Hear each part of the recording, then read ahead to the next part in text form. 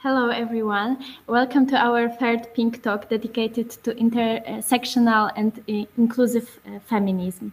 So many times when we hear word feminism, we associate it with cisgender women.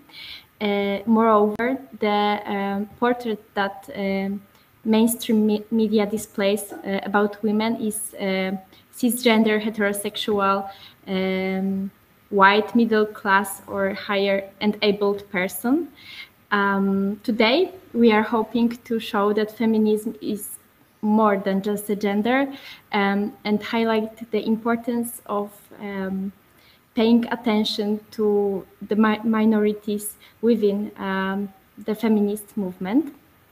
So today we are having two guests. We are having Maria and Ije, and I would like ask you, Maria, to introduce yourself, please. Hello.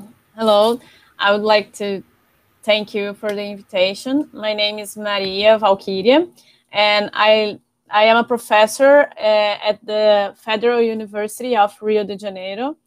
And I've been making some research about ethics and feminism related to the human rights and how the human rights are not really able to protect all the women and all type of women, but that's all about the way of thinking the world through the patriarchy.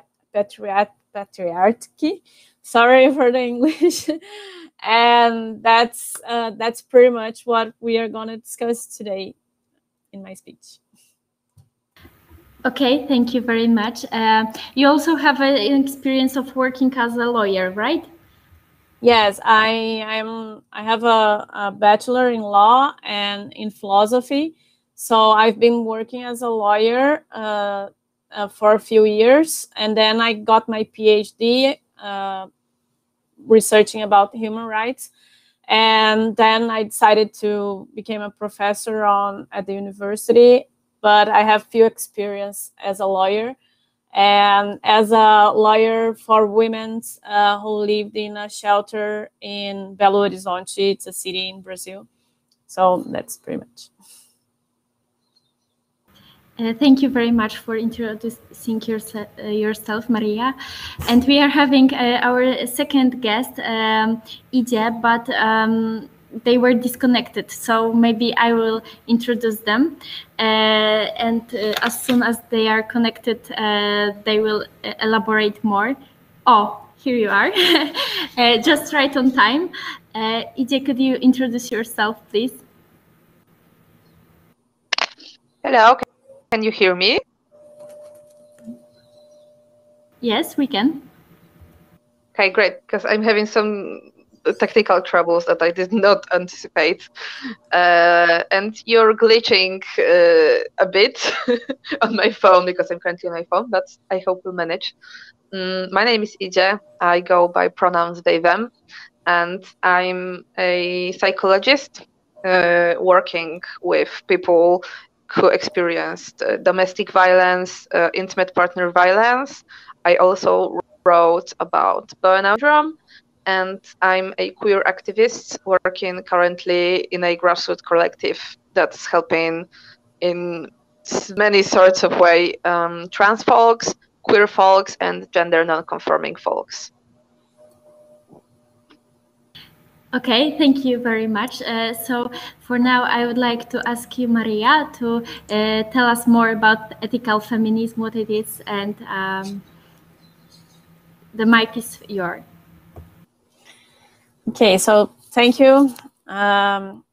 It's a pleasure to be here with you all. I prepared something written because I was thinking that I might have some trouble speaking English. It's not easy.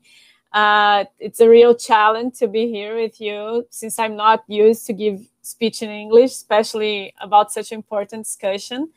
And also during such a hard time for all of us women on the research area.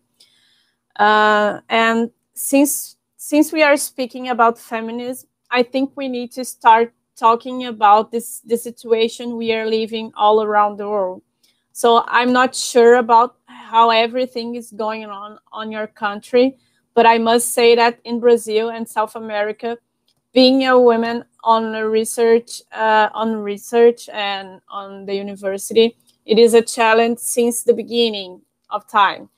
But during the pandemic time, the amount of work that women need to do doubled in size. So being at the house, doing the research work on home office, and at the same time in space that we are usually socially supposed to be to take care of the whole family's life, it is definitely not an easy job, especially the women who lives on relationships that it's not healthy. And so it's kind of hard to being this person who is not socially on the male border, right, to deal with all that's happening. But how the situation reach women all around the society, it's not the same way, right? I mean, here in Brazil we have some struggles, in Europe we have others, and so on. I mean, are all the women going through the same problems? In Brazil, I am a Brazilian white woman, straight, single, no children. I only take care of an old mom who has no one else to be with. So I have a really comfortable place, but still there are some struggles just to be a woman, right? I am also a professor at the university, which puts me on a really special condition here, but also makes me go through a hard time compared to men in the same condition. So how the pandemic, for example, affects me. Here in Brazil, we have never went back to the university since the beginning of the last year, not university and not even schools. We didn't have like a low time for being a little bit more comfortable in all that. So we have a really big problem in the government right now. So we are all in the high time of the pandemic here since the beginning. So I am at home all this time, living with the pressure of taking care of an old person who needs special care, and also creating all the new possibilities to work from home with my students and the other research. And most of my male colleagues are producing a lot more than me and other female colleagues, especially the ones who also have children to take care. Also, we still have the problem of racism here. It's a really bad situation in Brazil, because the racism here is structural. Like, it's not like open. It's not, people don't talk about it, but it's in all places, everywhere, and that puts the most of Black women, for example, on a really injustice system of distribution of labor.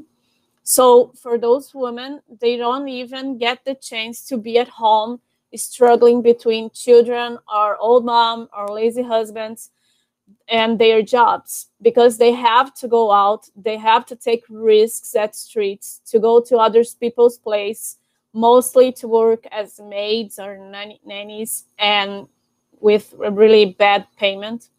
So it's a difference that puts us aware of how women are put at the same place, but we are not even the same.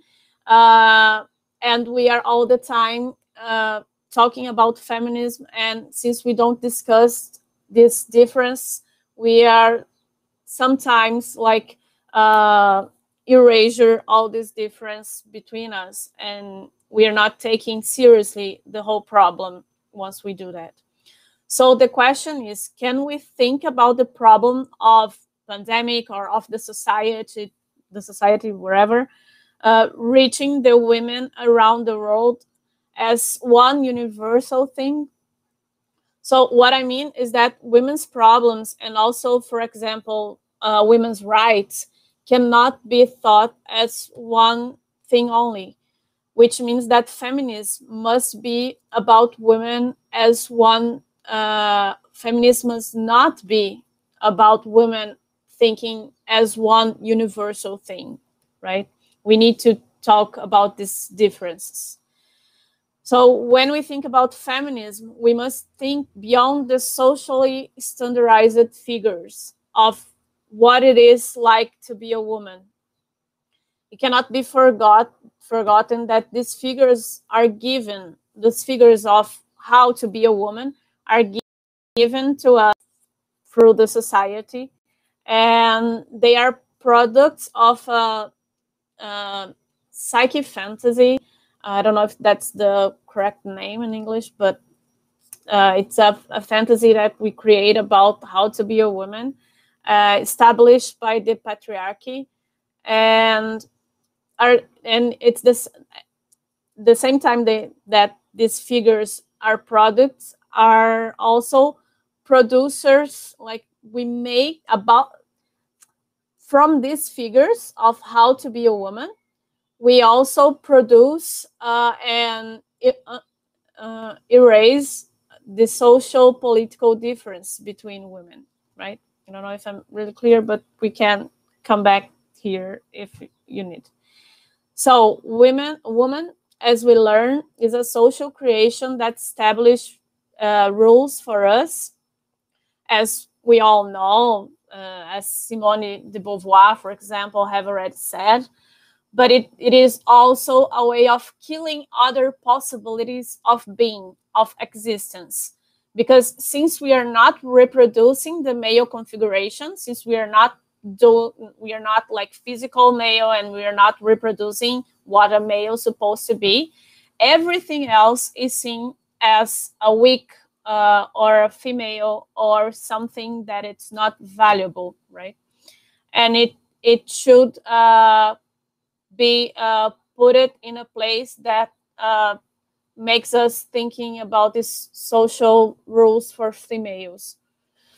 As I said, actually, I don't know if I said that, but I've been making some research about this philosopher called Drusilla Cornell. And as Drusilla has already pointed, the theory of Lacanian psychological analysis about this figure of women help us to realize that the meaning of being a woman, it's unconsciously codified through an unconscious erasure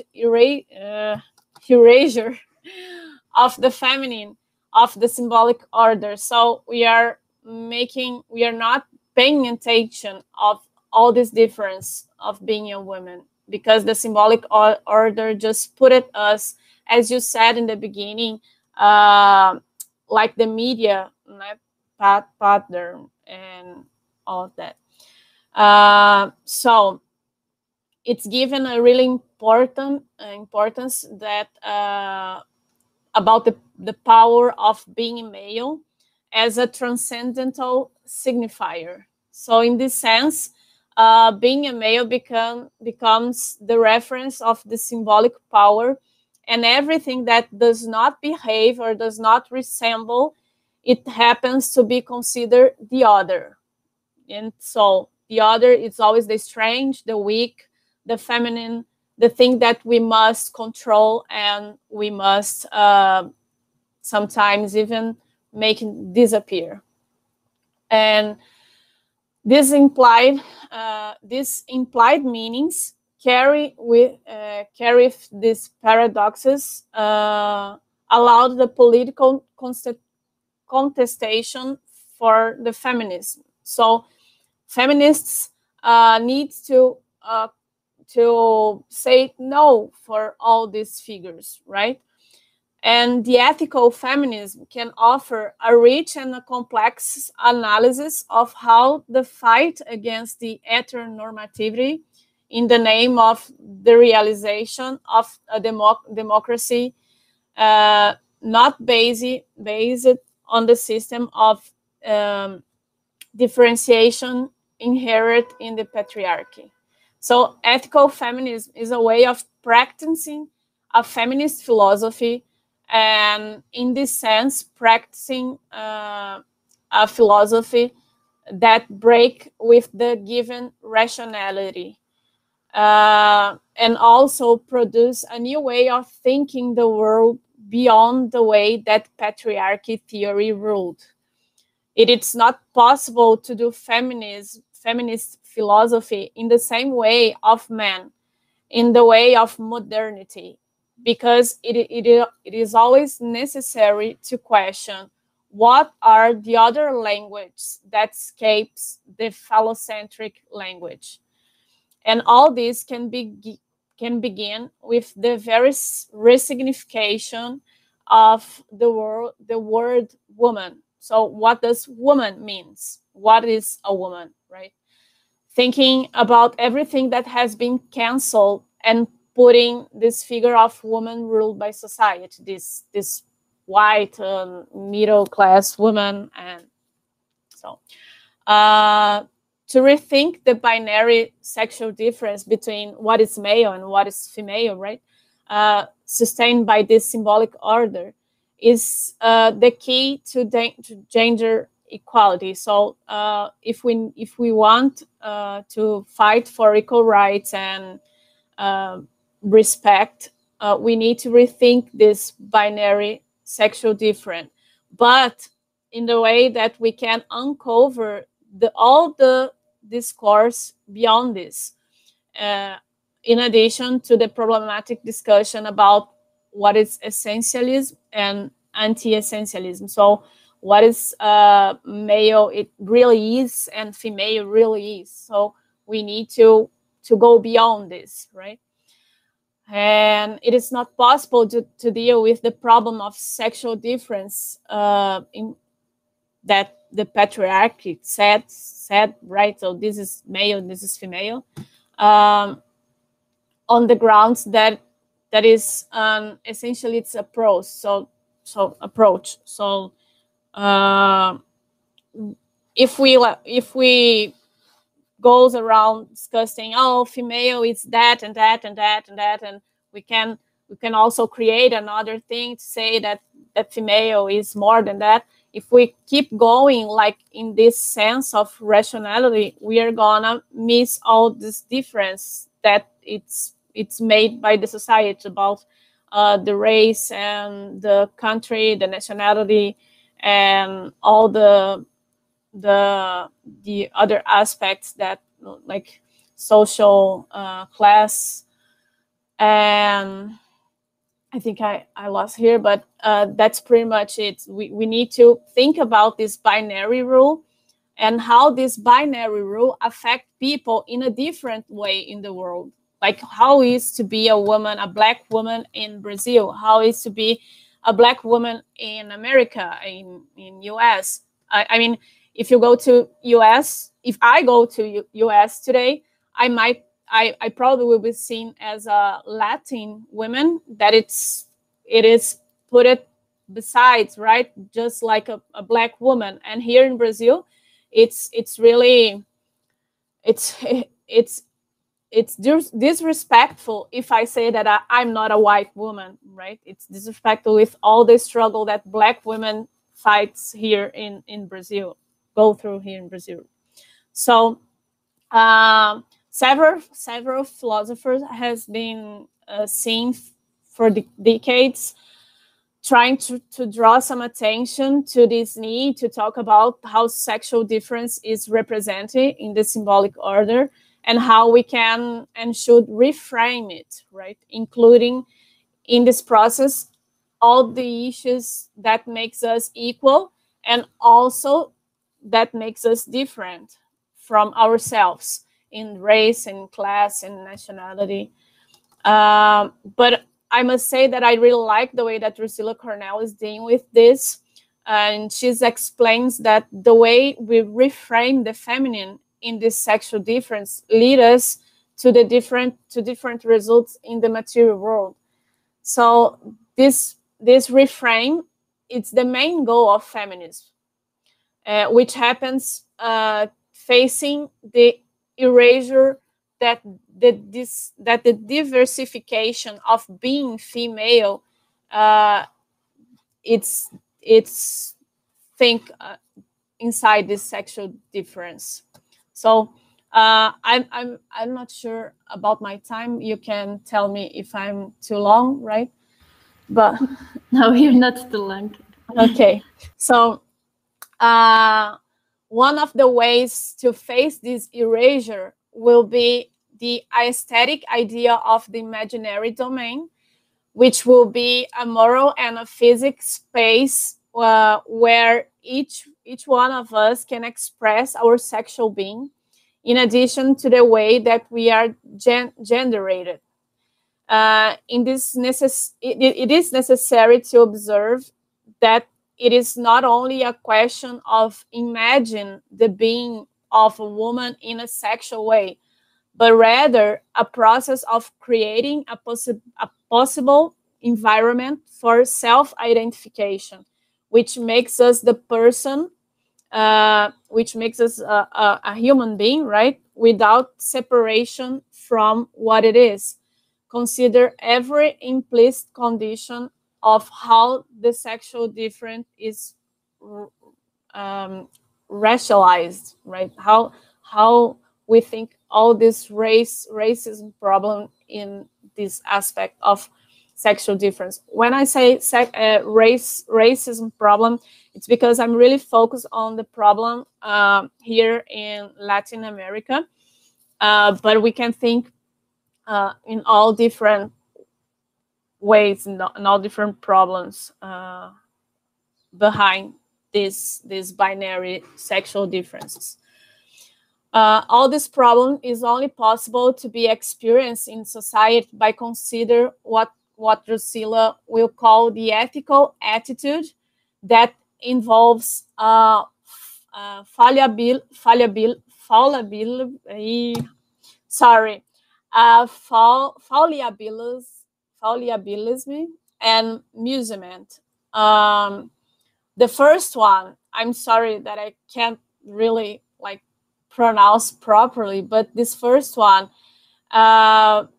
it's the challenge to the basic organization of each person's world. So we need to have an attitude that allows us to challenge ourselves from the way that we've been raised, from the way that we've been thinking the world in first place. Okay, so this is an attitude that it's an ethical attitude for Drusilla and for me too. I agree, totally agree with her.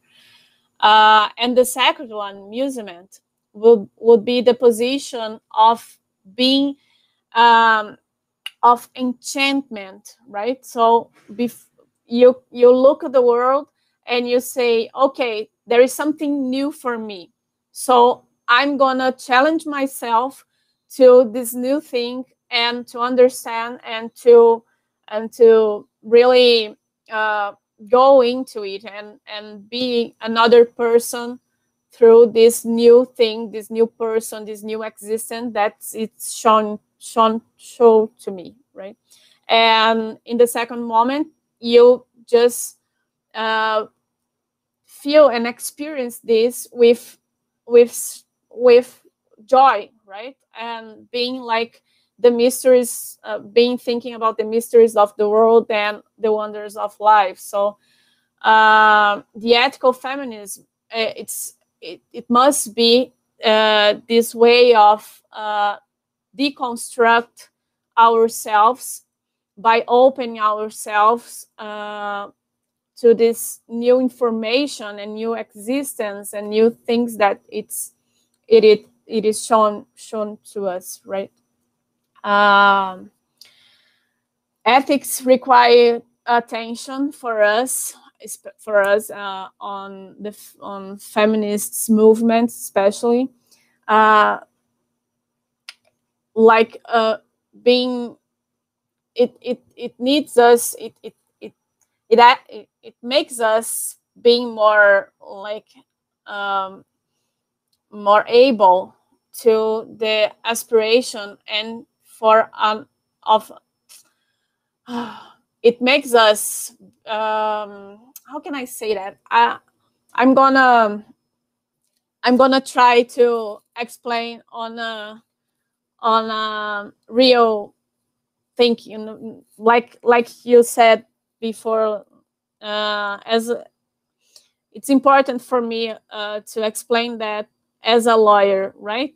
I'm not a lawyer anymore, but when I was, I experienced some situations on the shelter, like having to deal with women that was taken to the shelter because they were suffering some types of vulnerability, but they are because some of them still there and still working there, but most of them at the time that was there, they were so different. Like we had people from other countries, like poor countries around South America, women's, and we also had like transgender women there, and we also had one of them was a really religious woman.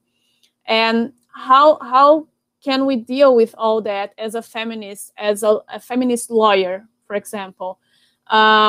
We need to think about all this relationship between this woman on the shelter, uh, in a way that we project a violations, right, in this relationship, not violating the self-identification of each one of these women, not saying, oh, we are all women, we are now going to sit here and we're all discussing feminism, and I don't know, I don't care what you believe, and you must follow the rules on the shelter, everybody's the same thing here. It's not a feminist way of dealing with this whole problematic situation, right? So the ethical suspicions, the ethical feeling in these situations helps us not let the feminism to become a market of approvals, and helps us not cracking between a moderate feminism, a radical feminism, a decolonial feminism, liberal feminism, black feminism. And here in Brazil, we are suffering a lot with that in social media, you know, like people, feminists, some feminists, not, of course, not all of them, and, you know, are start discussing which feminist is better. Oh, this feminist is more justice. This one, it's better. No, this one.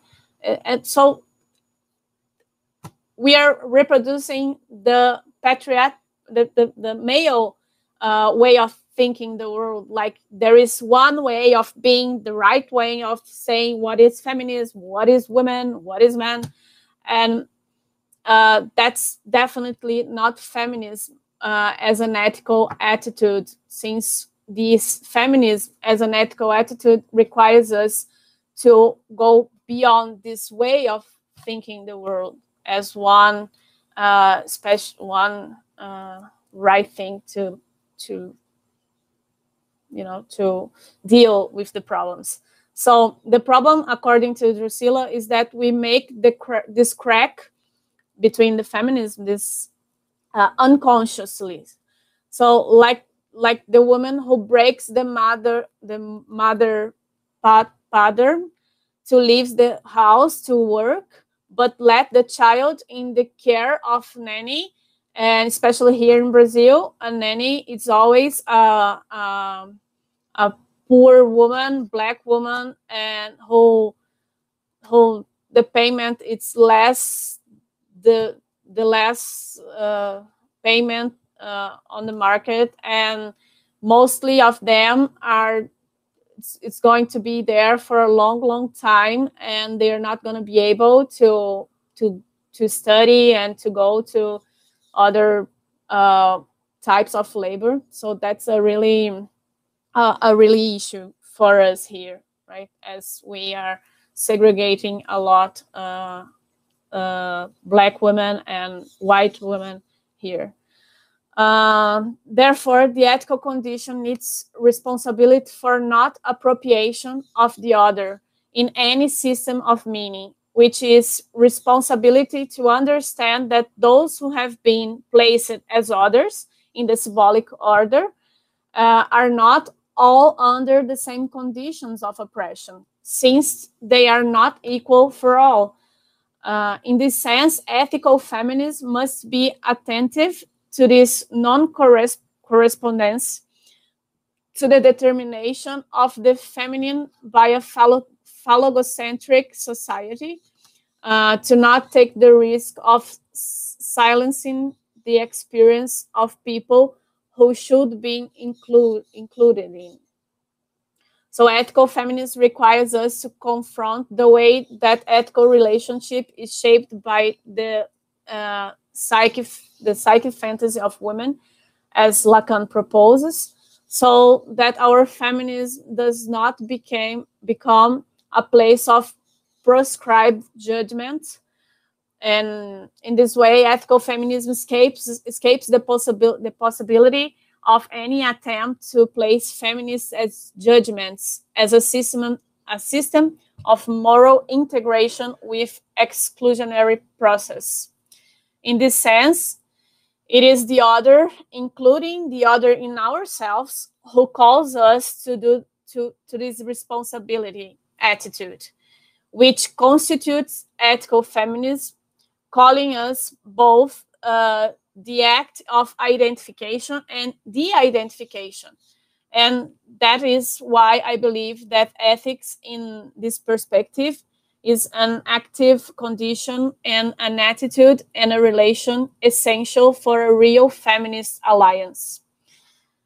That's pretty much what I wanted to say right now, but we can keep discussing about that, and we can think this on practice.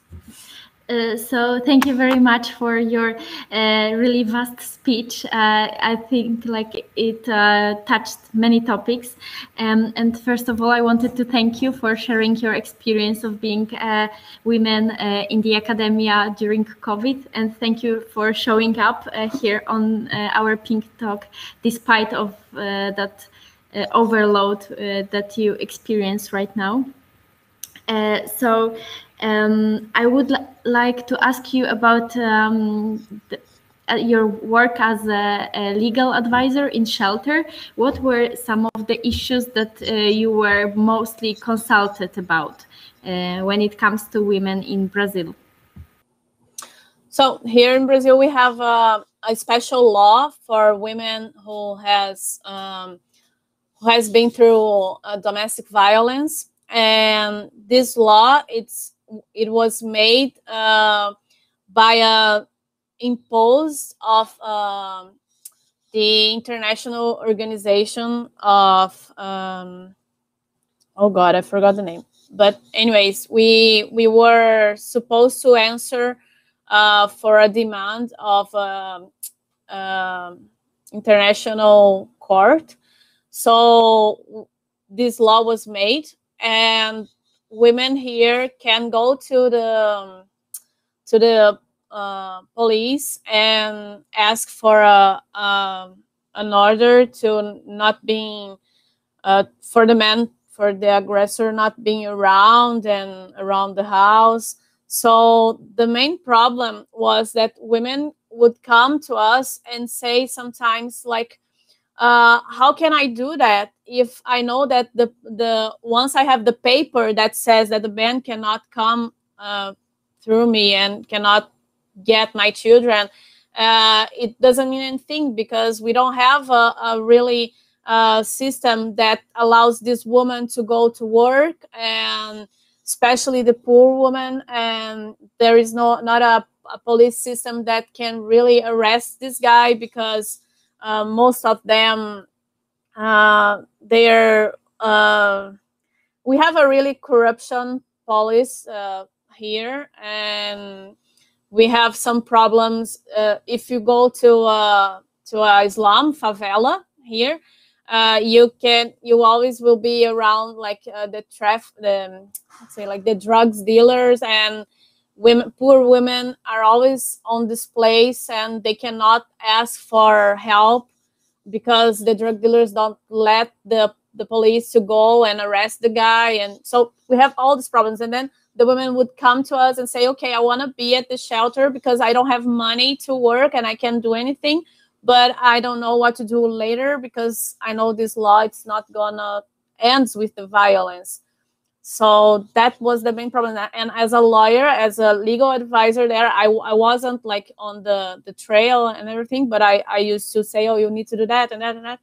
And as a legal advisor, I end up saying that, you know, the law, it's not going to help you.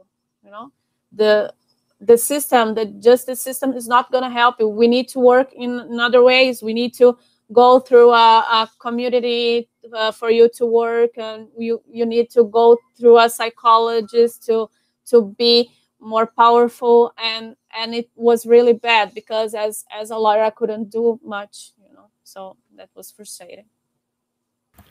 Thank you. There were also some questions from the audience. So yes, our live will be, you can watch it later if you don't have time right now. And there was a question if the social media of the speakers will be shared. And yes, the social media that our speakers allowed us to share will be like they already shared, but tomorrow also will be another post with just dedicated to social media that Maria and Idzie shared with us. And also we have one question for you directly, Maria. What can a feminist who comes from a more privileged position do to show solidarity and help those who are more marginalized? That's a hard question, because I think we need to, everything that I could answer here need to be put on practice, you know. So as thinking about the ethical feminism, what we would say is that we need to be open to first of all, we need to get to know the others problems, you know. We cannot we need to know that we are privileged, but we cannot be as in a privileged position. We cannot be able to tell the marginalized women what to do. So, oh, you need to do that. You need to get out of this church because they are burning your brain. It's not good. I am smarter. I am more, you know, I know what I'm saying. So you can't do that, and you can't live like that. You need, it's really violent for me. So I think we need to listen more, you know. Since we are in a privileged position, we need to listen more and to be more open to get to know all this situation without being there in this privileged position, just being there, you know. Okay, so thank you for your answer. I think that you're also the first speaker that we have here that speaks so much about nonviolence and listening, and that's very beautiful to hear, and thank you for that. There is also another question for you. What is the definition of domestic violence in Brazil? Does it include emotional violence? Yeah, if you take the law, it considers that, like we call here that psychological violence, not really emotion. There is the moral violence too, but the moral violence is more when other people see what's happened. So we would say that psychological violence, it's quite like this emotional violence. So you feel, if you are like devastated and you think that you're not good enough to do things, and all of that, it's a result from the relationship. So that would be considered domestic violence. But the most special thing here is that domestic violence here in this law, it's about all of kind of women. It doesn't matter if cisgender, transgender, or rich or poor, black, white, doesn't matter. And also it is related to all the relationships inside the house. So it's not about my husband telling me, well, not make practicing violence against me, but if my dad does, and if my brother, and so even if a woman, like a daughter, practice violence against a mother, so that's domestic violence too. So if you are a woman and you are in a situation inside of your house being violated, that's domestic violence. It's pretty much it. Okay, thank you very much. I would also like to ask you about your podcast. It's called Tempo de Agora, if I pronounce it well. Could you tell me a little bit about the idea behind it, and what's your favorite episode, perhaps?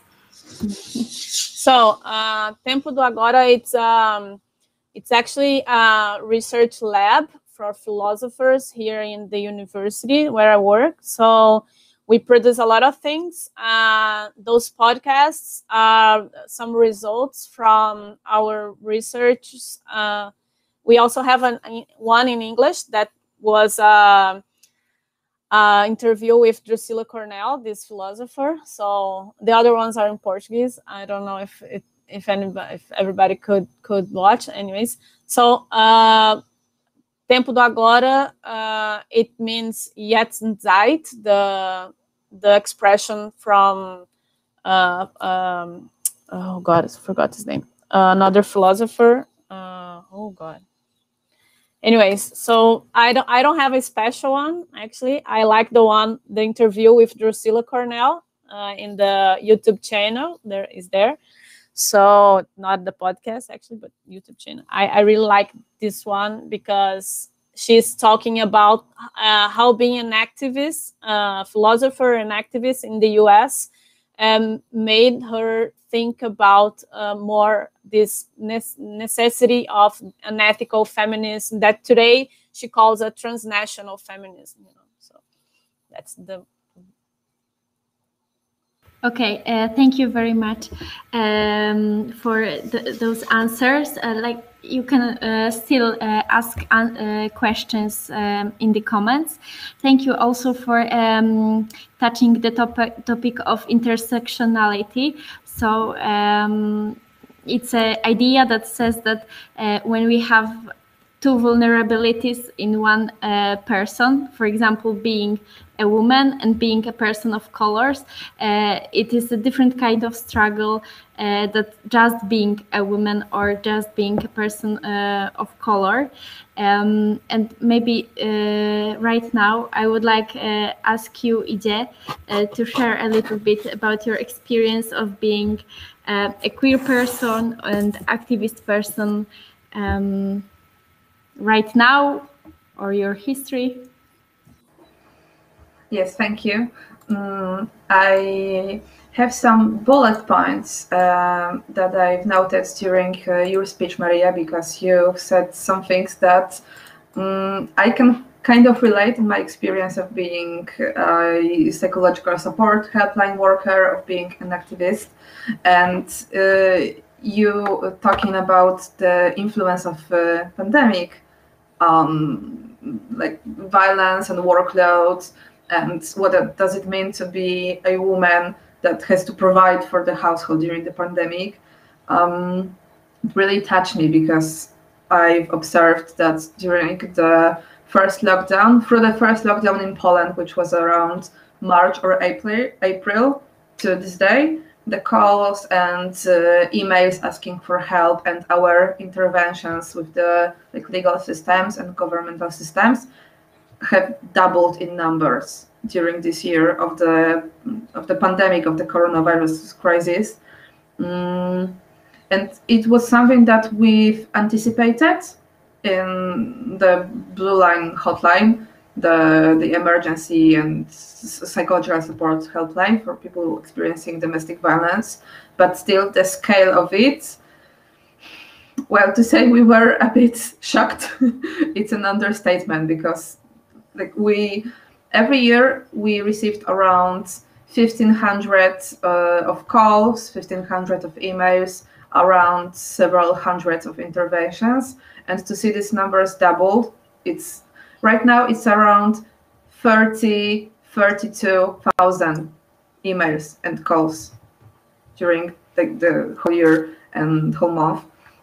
And it made me think that we were not really prepared for this level of escalation of violence and of struggles and like this rapid growth of problems that were arising that sometimes weren't there, because as a queer person helping other queer folks, when there wasn't lockdown and when there was this moment between first and second lockdown, people who experienced violence and discrimination in their houses because of being queer person, trans person, gay, lesbian, genderqueer, whatever, they could at least go out of the house, maybe visit someone, maybe go to another city if they had the funds.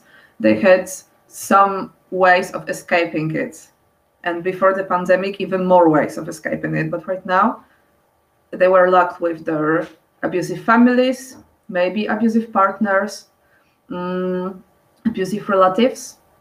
And moreover, it's really interesting, but in a morbid way to me, how the intersection of gender and sexual orientation, gender orientation or identity rather, and even age really intersects and creates this like enormous bubble of violence, struggles, discrimination. Because in Poland, I don't know if it's still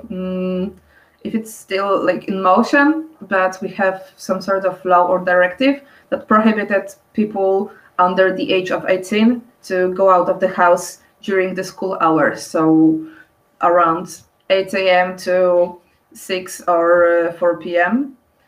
To prevent them from loitering around and to meeting other persons and going out of the school and not following the lessons.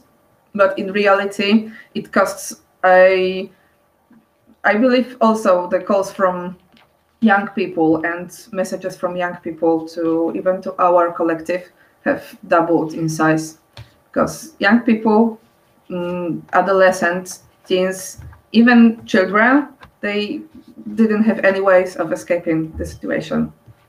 So I can really relate to what you said about the pandemic creating another sort of struggle, because we did not anticipate how severe the situation would get. And I think it really overwhelmed us, but we're slowly finding new ways to adapt to the situation, because the coronavirus crisis in Poland does not seem to get like any better. And I believe it's getting worse, so we need to be prepared. But I believe it's enough from me about the coronavirus, because I believe we already have enough of that in our lives. I don't know how is the situation in Lisbon, in Brazil, but in Poland it's not looking good.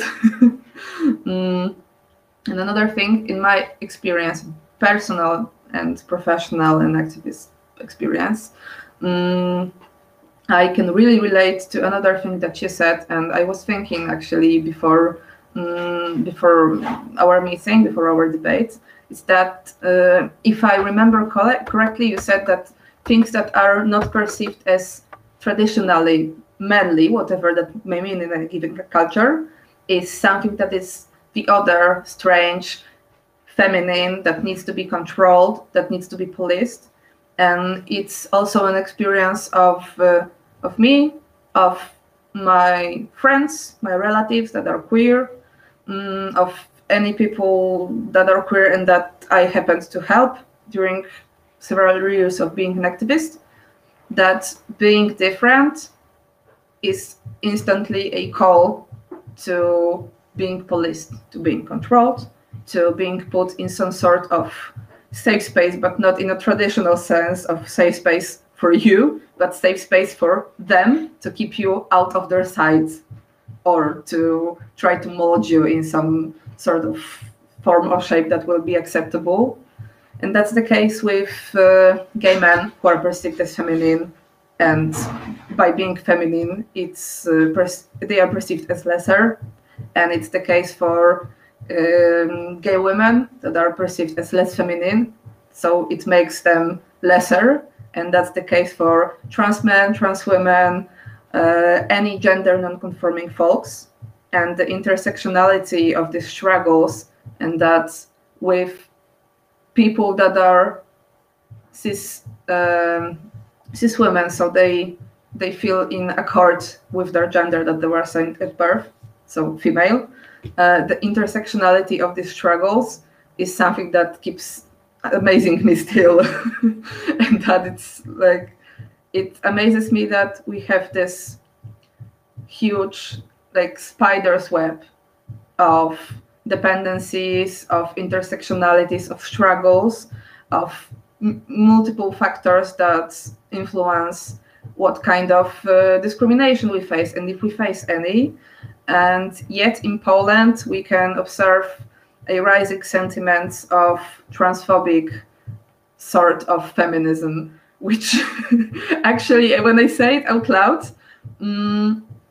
it's unbelievable for me that we need to face it, but that's what we're facing right now in Poland. There's a lot of sentiments that trans women or even just queer folks aren't a part of feminism, and that feminism is only a struggle of cis women that feel like they were, like the gender that were assigned at birth is their gender, their correct gender. When in reality, it's a lot more complicated, it's a lot more complex, and this sentiments and this campaign almost that's going on here in this transphobic feminism, and I do a quotation mark because it's hard for me to name it feminism, because for me it's like the total they're not understanding the essentiality of feminism, like its nature. It's making the situation of queer folks, but also women, cis women, much worse in Poland. And it's, in my opinion, it stops people from reaching out, from getting help, and it just blocks, maybe not blocks, but it disencourages people from just learning about each other and just learning about struggles of queer people and women and men, and like understanding the binary, the non-binary, all these relations between gender, sex, and etc., because they are just bashed on the head by this transphobic movement that's rising up in Poland. And it's incredible that we need to face this when things were getting better and better in Poland. And actually, several years ago, I believe we were on a good path to marriage equality, to introducing the idea of discrimination because of gender identity and sexual orientation in our law, because we don't have that. You can't be discriminated because of your gender identity or sexual orientation in Poland. It does not exist in law. And right now, I feel like we did not progress, we regressed a lot, like a lot. And I don't know if you have any questions for me, because yes. I'm doing freeform right now. That's okay. That's when I feel the better. But can I ask you some questions, or would you like to continue? Of course. So tell me, because from what I know, you have experience in working in a more structured, formal organization, non-formal. You work as a psychologist, you work as a colleague-to-colleague support. Could you tell me about the perhaps how the work is different in those two kind of places, or perhaps if there are any differences of people who reach out for specific kind of help?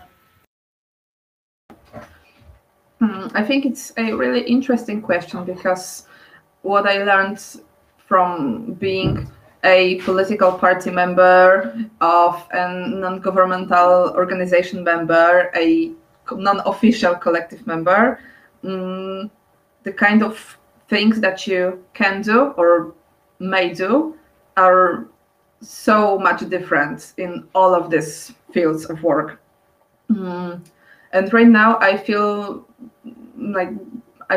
better in non-official grassroots collectives, because I feel like this provides a bigger liberty, I may say, of activities that you may do, of things that you may say, things that you may look for, than being a party member or a governmental organization member, because you have some sort of status, some sort of regulations that you must follow that may not always be in line with what you want to do. So if I wanted to propose a helpline dedicated entirely to queer folks in Niebieska Linia, which is the organization that I worked for a year, I don't think that would be possible, because of limited resources that we have, because of limited financial resources, but also human resources. And I believe because of the influence that some sort of competition for financial funds, governmental competitions, have imposed on us, that we really rely on governmental support. So I don't believe that would be possible. But in a more grassroots, non-official collective setting, it's just a matter of who wants to do it, when, and how we want to do it. And we try to find a mutual ground between our ideas and find people who want to do it, who have time, who have resources, energy, and who, in case of helpline, support line, have this kind of empathy that we were looking for. And it's an entirely different kind of work. But on the other hand, it's, I believe, more difficult in gathering financial and material resources, being a grassroots organization, being non-official organization, being not registered in any kind of governmental registry. And it cuts off some lines, but it opens some others. So it's just a matter of deciding what's more, like, what's better for you at this very moment and for your mode of action. Thank you very much. There is a question from the audience. Two questions, actually. Why does feminism is perceived that negatively in Poland? I hear that more and more youth have more left-wing views. Can it help in getting marriage equality? What do you think? It's a really interesting and difficult question. Actually, both of them are. And when it comes to feminism being perceived that badly in Poland, I believe we're getting better at recognizing feminism as it is, as a political or maybe sociological or philosophical movement, and that it's not either good or bad, but that's like a thing that exists in feminism. It's a thing that exists, but we're still getting there. It's not entirely done, and I don't really have an answer to that, and I don't believe anyone does. But we may look at the traditional role of women, of cis women in Polish culture, and some of the stereotypes that are in Polish culture that may be similar to stereotypes that there are in other countries. For example, a woman that needs to stay at home, that needs to born a lot of children, that needs to provide meal and do laundry for her husband, a woman that needs to follow the example of Holy Mary. That's also a thing in Poland, a big thing. I remember that we were being told in high school that our ultimate goals for us little, like, small children, small, like, girls, was Holy Mary. And we don't really knew why, but goals, and you could put a Holy Mary picture there. And a picture of feminism that was created by right-wing media is the image that it really just takes these stereotypes and these traditional values and ideas and flips it over on its head. And you have pictures of women that don't want to provide for their households and want to have abortion every other day. And it's just this conglomerate of ideas that have nothing to do with reality, and this monstrosity that creates and like multiplies this this view of feminism as something that's wicked and that is a danger to Polish traditional society.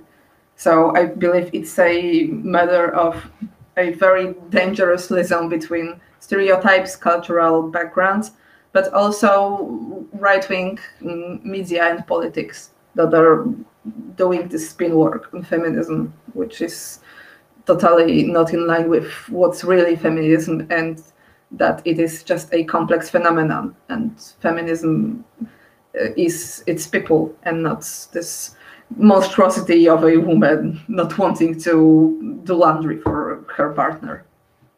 And the other question, if you could repeat, please.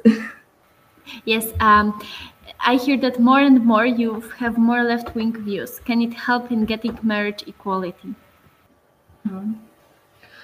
I believe in the long run, yes, and I really want to believe that because I'd like to marry the person that I love one day, and right now it's not really possible, but I hope that one day we could have this like this beautiful day, and I believe that it may be a important step in getting there, getting into like marriage equality, because, and it pains me to say this, but marriage equality right now is the case of getting right regulations done and passed through the government. So I believe that the correlation is rather simple, and I really hope it is that simple, that the more people have left-wing views, the more people want to vote, because that does not always correlate being a left-wing, because you may be an anarchist who doesn't believe in state or anything other. But if there is enough of people that have left-wing views and they get to vote, maybe one day left will have a majority in government, and or even a coalition, a rather good coalition with some other party, and we could pass this law. So I really hope that it's the case. If I might add something, if that's okay for you, from what I know, there was a big increase in the left-wing's youth during the start of epidemics. So I think now it's like a trial year. 2020 was a trial year that many of the youth really thought through about the ideas on many things, and I think that 2020 really increased the number of the left-wing youth. Yeah, so we'll see what's coming up in the next years. Yes, and also if I may add something, when I started doing my activist work some years ago, I saw like 15 people that I knew at the protest. Like it was all the same folks that were doing this. And right now, even if I go to a rather small protest or gathering, I see a lot of new faces, and I see a lot of young people, like really young, like in their college or high school years. And I think it's really beautiful that young people are getting into activism and social work, because we really need this. We really need young people that have the energy and ideas and ideals even to work towards a better future, and also a better now in some way, because the more people you see on the street, the more people that are hesitating may consider joining the protest, even not in person, but doing something online or doing some work in their like local proximities. So yeah, I see a lot of hope in young people because they are literally the future. There is a comment from the person who asked you the question, that thanking you for the answer, and the person wishes you to be able to marry the loved one and all the best.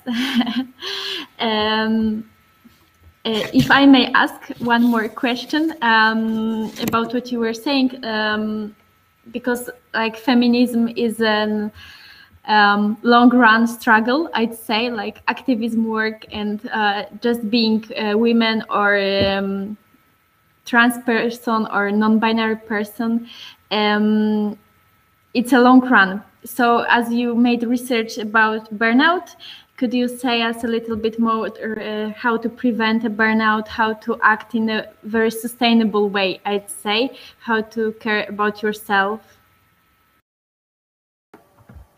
Thank you for asking this question, because when we were talking about feminism or fighting with inequality or fighting for marriage equality as a long run like thing, a long run movement, the first thing that comes to my mind is, oh, if we don't take care of yourself, you're gonna be burned out in like 5 seconds stats.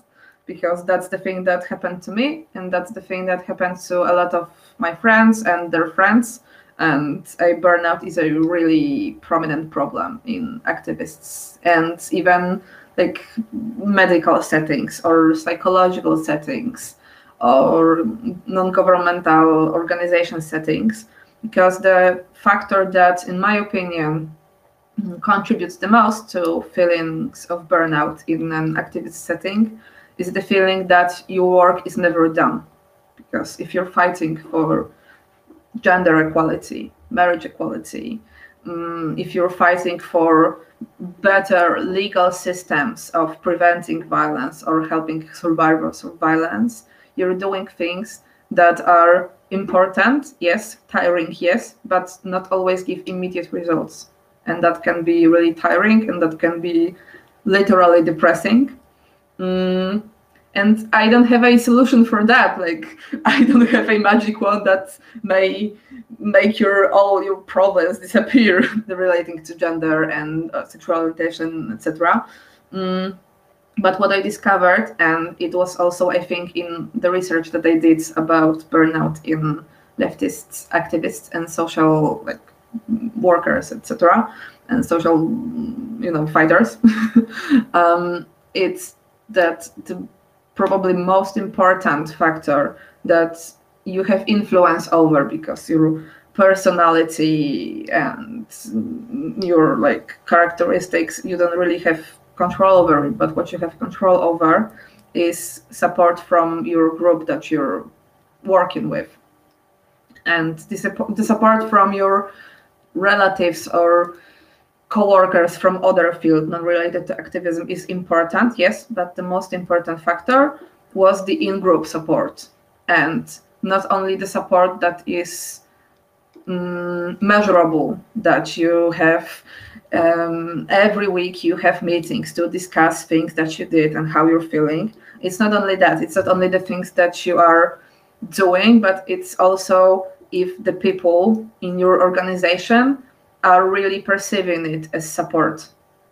And perceived social support from your group, activist group, collective, NGO, you name it, was the most important factor. So I would say, just like I say and we say as activists a lot in our community, that your community, your collective, your organization, people that you're working with is your probably greatest asset and your greatest power. And you never walk alone, and being with each other and reaching out for each other and being there for each other is probably the best that you can do. And if you can't do it anymore in your organization, and I was there also, you're also burnt out that you can't even stand thinking about doing whatever with it. you may always try to reach out to other organizations and collectives and find someone that can help you, because your greatest power is being together in the struggles, because it's our communal struggles. And that is the solution that I may came up with, and that I believe is maybe not easy, but I believe it's the very first important step to preventing burnout and to creating better, more sustainable communities to survive this long run, basically. Okay, thank you very much. Would you like to add something? I think I'm good. I won't be surprised if we end this call and I will get this really brilliant ideas that I wanted to share with you, because that's usually the case with debates and stuff. But no, I believe that if there isn't any question, it's all from me for now. Thank you. Okay, so Maria and Ije, thank you very much for sharing your thoughts and your work with us. So I would like to remind our audience that it was a live about intersectional and inclusive feminism. The social media of our experts will be shared tomorrow always. They are already shared. If you would like to be up to date with all the stuff that we do, please like our fan pages at Facebook. It's called Young Educators, or in Instagram, also Young Educators, our YouTube channel that the live is already streamed in. And yes, thank you very much for joining us, and we would like to invite you for the next one about women in pop culture. It will be held in 2 weeks. Thank you very much for coming today.